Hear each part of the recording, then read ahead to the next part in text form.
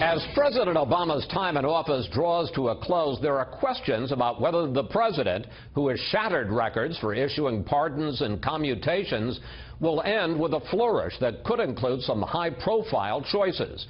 Correspondent Kevin Corke looks at that tonight from the White House. With over 1,000 commutations, President Obama has granted clemency to more people than the previous 11 presidents combined. But how he handles several high-profile applicants in the remaining weeks of his presidency could well be his most enduring legacy. Accused Army deserter Sergeant Bo Bergdahl, transgender military secrets leaker Chelsea Manning, and exiled NSA whistleblower Edward Snowden, each looking for an 11th-hour reprieve before Mr. Obama leaves office. Pressure is rising to pardon Snowden, who is charged with multiple felonies for theft of government property and violations of the Espionage Act. The ACLU joined by Amnesty International and Human Rights Watch in calling on the president to grant clemency. Asked about that very subject last month, the president said, "I can't pardon somebody who hasn't gone before a court and presented themselves." Mr. Snowden raised some legitimate concerns. How he did it was something that did not follow the procedures and practices of our intelligence community.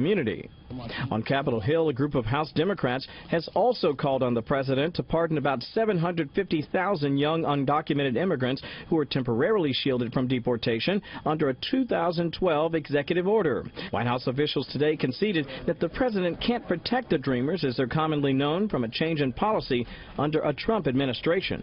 The president cannot use his clemency authority to legalize the immigration status of anybody. And that is why we pursued the executive actions that we did. And what of the fate of former Secretary of State Hillary Clinton? Might the president give her a blanket pardon, much in the way President Ford offered President Nixon? It would imply that there was guilt by Secretary Clinton, and I think that's something that she is unwilling to believe. I think it's something the president is unwilling to believe, and it's likely not something that I think any of the parties would be interested in, and I don't think the president would do it as a result. Interesting conversation there with John Hudak. By the way, those immigrant dreamers, Chris, gave the government a lot of personal information, including fingerprints and the home addresses of their relatives, in order to apply for protection under DACA. And there is concern tonight among Democrats that the government under a Trump administration could use that very same information to deport them. Chris? Kevin Corke reporting from the White House. Kevin, thank you.